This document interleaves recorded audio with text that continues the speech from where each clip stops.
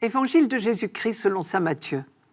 En ce temps-là, Jésus, arrivé dans la région de Césarée de Philippe, demandait à ses disciples : « Au dire des gens, qui est le Fils de l'homme ?» Ils répondirent : « Pour les uns, Jean le Baptiste, pour d'autres, Élie, pour d'autres encore, Jérémie ou l'un des prophètes. » Jésus leur demanda : « Et vous, que dites-vous ? Pour vous, qui suis-je » Alors Simon-Pierre prit la parole et dit : « Tu es le Christ, le Fils du Dieu vivant. » Prenant la parole à son tour, Jésus lui dit : « Heureux es-tu, Simon, fils de Jonas. Ce n'est pas la chair et le sang qui t'ont révélé cela, mais mon Père qui est aux cieux. Et moi, je te le déclare, tu es Pierre, et sur cette pierre, je bâtirai mon Église, et la puissance de la mort ne l'emportera pas sur elle. Je te donnerai les clés du royaume des cieux. Tout ce que tu auras lié sur la terre sera lié dans les cieux, et tout ce que tu auras délié sur la terre sera délié dans les cieux. » Alors, il ordonna aux disciples de ne dire à personne que c'était lui, le Christ. Dans ce passage, 2 titres sont donnés à Jésus, mais aucun des 2 n'est nouveau. Jésus s'attribue le titre de Fils de l'homme, ce qu'il a déjà fait 9 fois dans l'évangile de Matthieu auparavant, et Pierre lui attribue celui de Messie, Fils de Dieu, et il n'est pas non plus le premier à le dire. Premier titre, le Fils de l'homme. Une expression sortie tout droit du livre de Daniel au chapitre 7. Je cite : « Je regardais dans les visions de la nuit, et voici que sur les nuées du ciel venait comme un fils d'homme. Il arriva jusqu'au vieillard, et on le fit approcher en sa présence. Et il lui fut donné souveraineté, gloire et royauté. Les gens de tout peuple, nations et langues le servaient.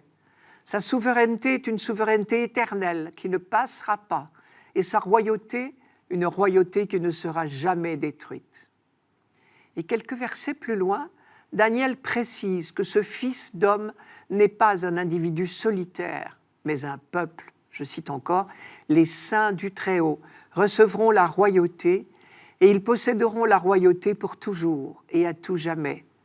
La royauté, la souveraineté et la grandeur de tous les royaumes qu'il y a sous tous les cieux, elles ont été données au peuple des saints du Très-Haut. Sa royauté est une royauté éternelle, toutes les souverainetés le serviront et lui obéiront. » Quand Jésus s'applique à lui-même ce titre de Fils de l'homme, il se présente donc comme celui qui prend la tête du peuple de Dieu. Le deuxième titre qui lui est donné ici, c'est celui de Fils de Dieu. En langage du temps, c'était exactement synonyme de Messie-roi. Vous vous rappelez qu'à la fin de l'épisode de la marche sur les eaux, ceux qui étaient dans la barque s'étaient prosternés devant Jésus et lui avaient dit « Vraiment, tu es Fils de Dieu ». Ce jour-là, les disciples ne se sont pas trompés sur le titre. Ils ont bien deviné la véritable identité de Jésus. Mais cela ne veut pas dire qu'ils ont parfaitement compris la mission de ce Messie. C'est la puissance de Jésus sur la mer qui les a impressionnés. Il leur reste toute une étape à franchir pour découvrir qui est réellement Jésus.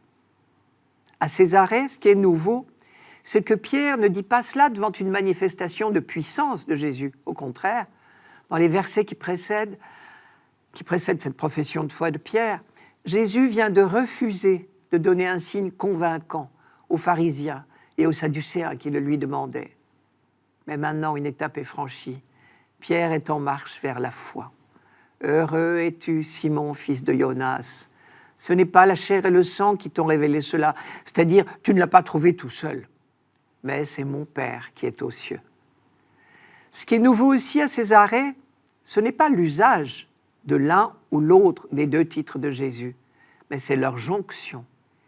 « Qui est le Fils de l'homme ?» demande Jésus, et Pierre répond « Il est le Fils de Dieu. » Et Jésus fera le même rapprochement au moment de son interrogatoire par le grand prêtre.